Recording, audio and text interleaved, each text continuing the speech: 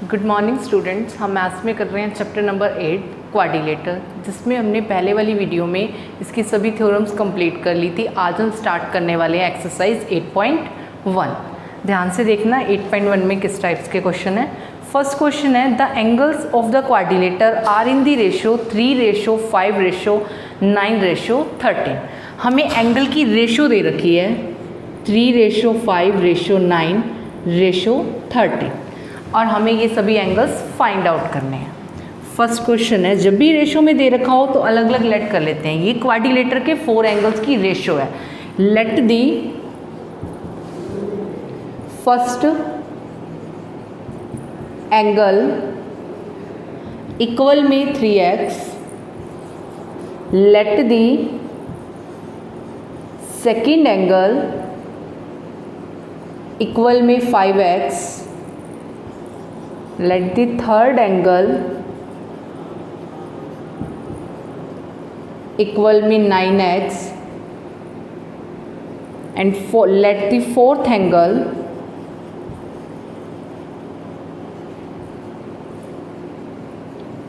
Equal में 13x। ये आपको जो 4 एंगल्स दे रखे हैं क्वाड्रिलेटर के एंगल दे रखे हैं और क्वाड्रिलेटर के ऑल एंगल्स का सम होता है 360 डिग्री। तो 3x plus 5x plus 9x plus 13x equal में 360। अब ये सभी x में इन्हें प्लस करेंगे। 3 और 5 8, 8 और 9 17, 17 में ये प्लस किया 30, तो 30x इक्वल में 360। अब 30 है मल्टीप्लाई में, यहाँ पे आके डिवाइड में, तो 0 से 0 कैंसिल, 3 1 जा 3 1 जा और 3 2 जा, तो x की वैल्यू क्या आ गई 12। हमें सभी एंगल्स की वैल्यू निकालनी है। फर्स्ट एंगल हमारा 3x है। फर्स्ट एंगल इक्वल में 3x, तो 3 मल्टीप्लाई 12, तो फर्स्ट एंगल कितना आ गया 36 degree. And second angle equal में 5x, तो 5 मल्टीप्लाई 12 इक्वल में 60 degree. And third angle equal में 9x, तो 9 मल्टीप्लाई 12 इक्वल में 108 degree. And fourth angle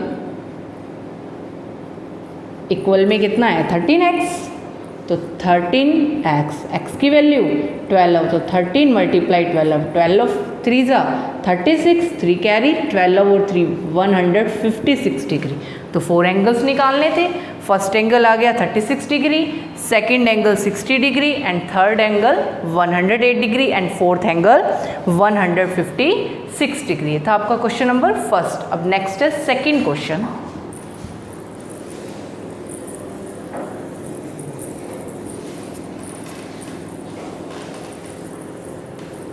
second question में क्या दे रखा है, सभी स्टूडेंट अपने मैथ्स में देखें स्टेटमेंट को ध्यान से। If the diagonals of the parallelogram are equal, हमें एक पैरेललोग्राम दे रखी है और उसकी हमें डायगनल इक्वल गिवन है। Then show that it is a rectangle. हमें क्या प्रूफ करना है, उसी पैरेललोग्राम को रेक्टेंगल प्रूफ करना है।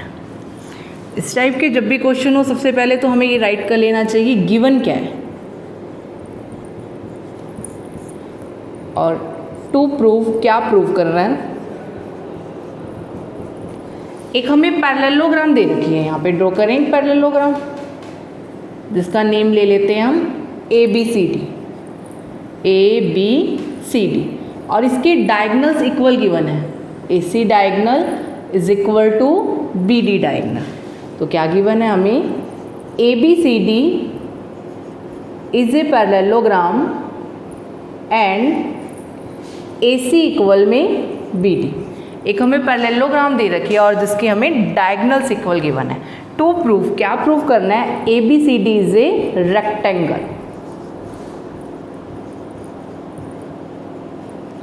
इसे हमें रेक्टेंगल प्रूफ करना है। अब रेक्टेंगल की क्या कंडीशन होती है कि अपोजिट साइड्स इक्वल होनी चाहिए और ईच एंगल इज 90 डिग्री का होना चाहिए। अब जो पैरेललोग्राम है, पैरेललोग्राम की अपोजिट साइड पैरेलल भी होती हैं और इक्वल भी होती हैं, ठीक है। तो इसके अंदर हमें ये प्रूफ करना है कि ईच एंगल, प्रत्येक एंगल कितने डिग्री का प्रूफ करना है, राइट एंगल 90 डिग्री का प्रूफ करके दिखाना है। तो सोल्यूशन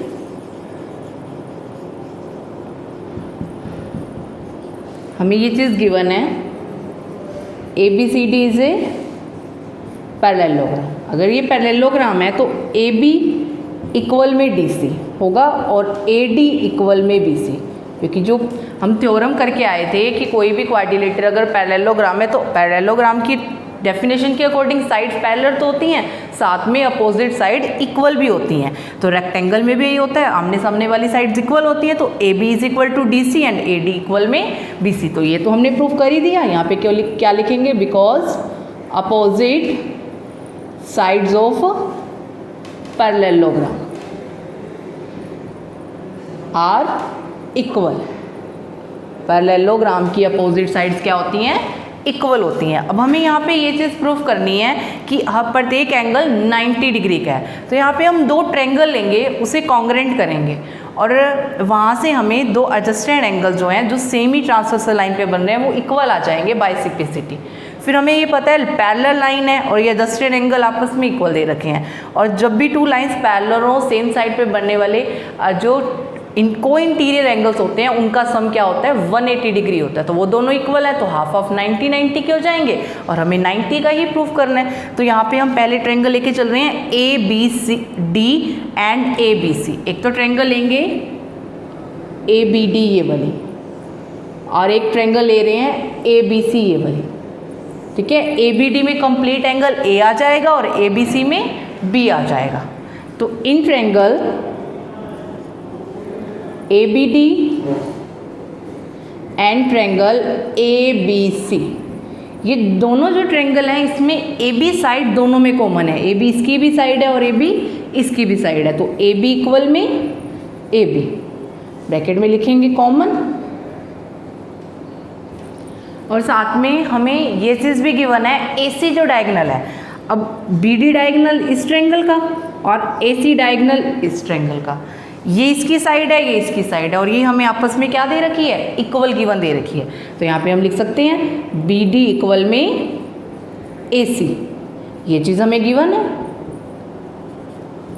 और जो ABD की AD साइड है और ABC की BC साइड है, ये पैरेललोग्राम की अपोजिट साइड बन रही है, तो यहाँ पे ये भी लिख सकते हैं AD इक्वल में BC ब्रैकेट में, बिकॉज अपोजिट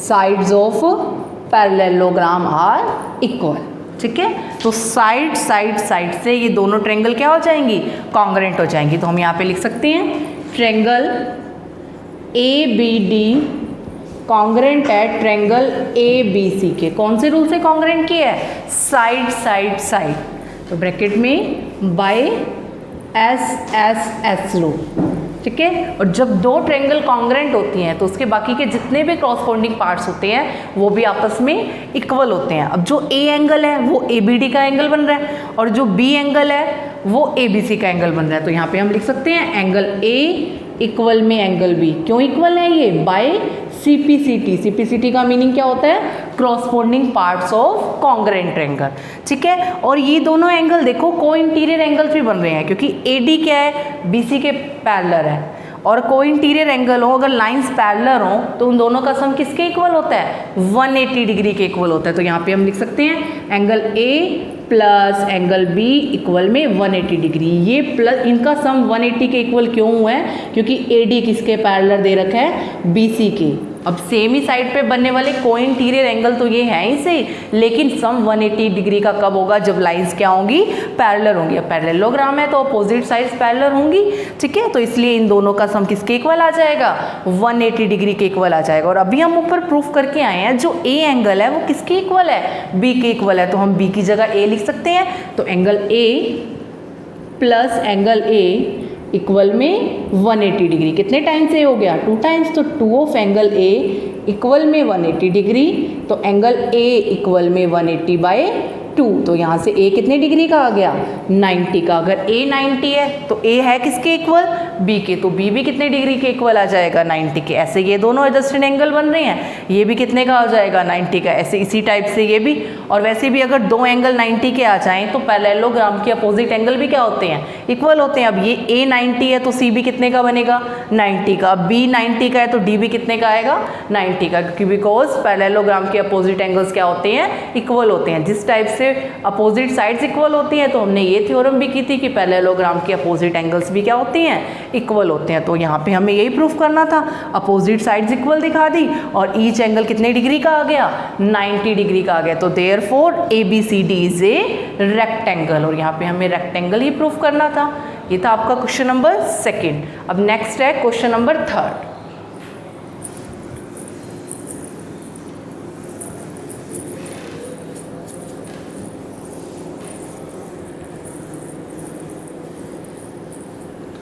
थर्ड क्वेश्चन में क्या दे रखा है, सभी स्टूडेंट अपने मैथ्स में देखें ध्यान से। Show that if the diagonals of a quadrilateral bisect each other at right angle then it is a rhombus. हमें एक क्वाड्रिलेटर दे रखी है, इस बार किसी टाइप की क्वाड्रिलेटर नहीं है, सिंपल ये बोल रखा है क्वाड्रिलेटर है और उसे हमें प्रूफ करना है वो रोम्बस है। लेकिन कुछ कंडीशंस भी हमें गिवन है, क्या दिया हुआ है, जो उसके डायगोनल्स हैं वो हमें इक्वल भी दे रखे हैं और क्या करते हैं, वो बाइसेक्ट करते हैं each other at right angle, right angle पे एक दूसरे को बाइसेक्ट करते हैं। थर्ड क्वेश्चन, एक हमें क्वाड्रिलेटर गिवन है जिसका नेम हम ले लेते हैं ABCD, ABCD, और इसके डायगोनल्स एक दूसरे को बाइसेक्ट करते हैं 90 डिग्री पे। मतलब जो यहाँ पे बनने वाले चारों एंगल्स हैं, प्रत्येक एंगल, ईच एंगल कितने डिग्री का है, 90 डिग्री का है। और इस क्वाड्रिलेटर को हमें क्या प्रूफ करना है, रोम्बस प्रूफ करना है। तो जो चीज़ आपको प्रूफ करनी हो उसकी आपको कंडीशंस पता होनी चाहिए क्या होती हैं। अब रोम्बस में सबसे मेन कंडीशन होती है 4 साइड्स इक्वल होनी चाहिए, और यहाँ पे हमें वही दिखाना है कि AB किसके इक्वल आना चाहिए, BC के, BC is equal to DC, DC is equal to AD। मतलब चारों साइड्स आपस में क्या होनी चाहिए, इक्वल होनी चाहिए। ठीक है, तो सबसे पहले हम यहाँ पे लिखते हैं कि हमें गिवन क्या है, given in quadrilateral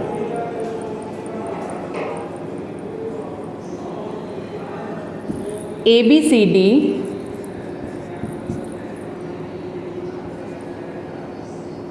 angle AOB equal में एंगल BOC इक्वल में एंगल DOC इक्वल में एंगल AOD। ये सभी एंगल हमें कितने डिग्री के दे रखे हैं, 90 डिग्री के, और साथ में OA इक्वल में OC and OB is equal to OD। और ये डायगोनल एक दूसरे को बाइसेक्ट करते हैं, और बाइसेक्ट भी किस पे करते हैं, 90 डिग्री पे। ठीक है, तो प्रत्येक एंगल 90 डिग्री का भी बन रहा है और आपस में ये साइड्स भी क्या दी हुई हैं, हमें इक्वल दे रखी हैं। टू प्रूव क्या करना है हमें, ABCD is a rhombus. ABCD क्या है, एक रोम्बस है। सॉल्यूशन,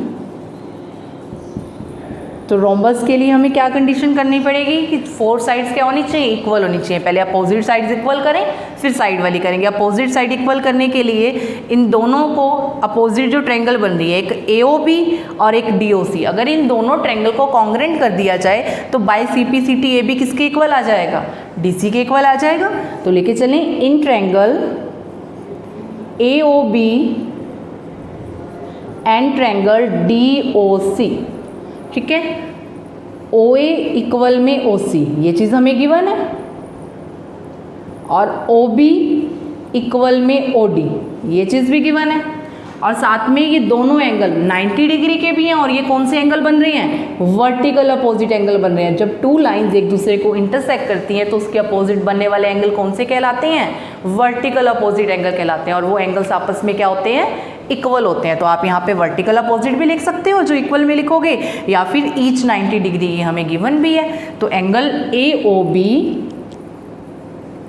इक्वल में angle DOC, vertically opposite angle, vertical opposite angles. तो 2 साइड्स इक्वल दिखा दी और एक एंगल इक्वल दिखा दिया। तो ट्रायंगल AOB कॉन्ग्रेंट होगी ट्रायंगल DOC की। तो triangle AOB congruent triangle DOC के कौन से रूल से, by side angle side rule से। और जब 2 ट्रायंगल कॉन्ग्रेंट होती हैं तो उसके क्रॉसपोंडिंग पार्ट्स इक्वल होते हैं। अब जिस चीज़ का हमें यूज़ करना है वो ले लें, AB किसके इक्वल होगा, DC के, और वो भी कौन से रूल से, by CPCT, corresponding parts of congruent triangle.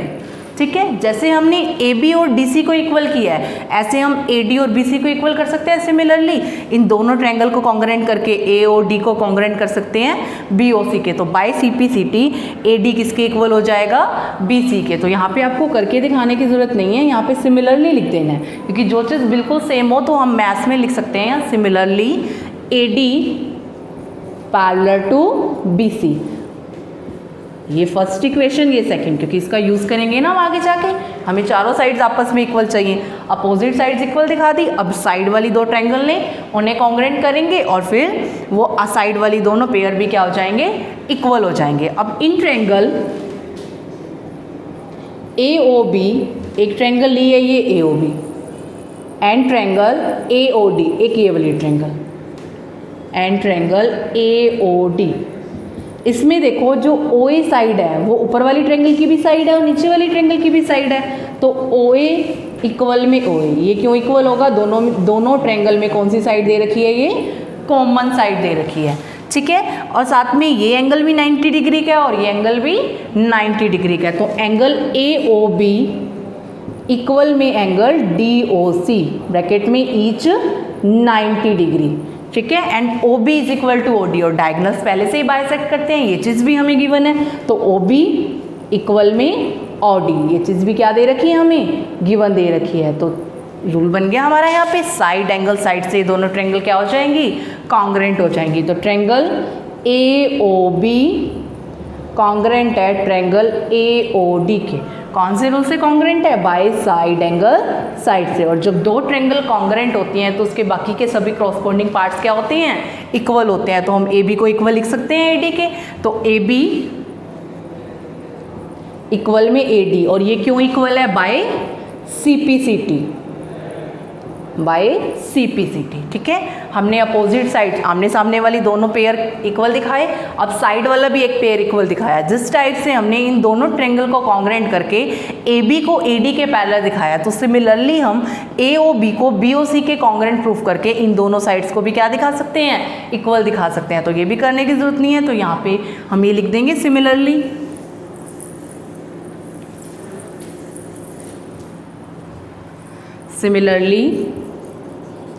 A B equal में बी सी, ये हमारी इक्वेशन फोर्थ बनेगी। और जो हमारा ये C P C T result आया, ये इक्वेशन थर्ड। फिर from equation first, second, third and fourth चारों की चारों साइड्स आपस में क्या हो जाएंगी, इक्वल हो जाएंगी। तो ए बी इक्वल में बी सी इक्वल में सी डी इक्वल में D A, therefore A B C D is a rhombus, और हमें रोम्बस ही प्रूफ करना था।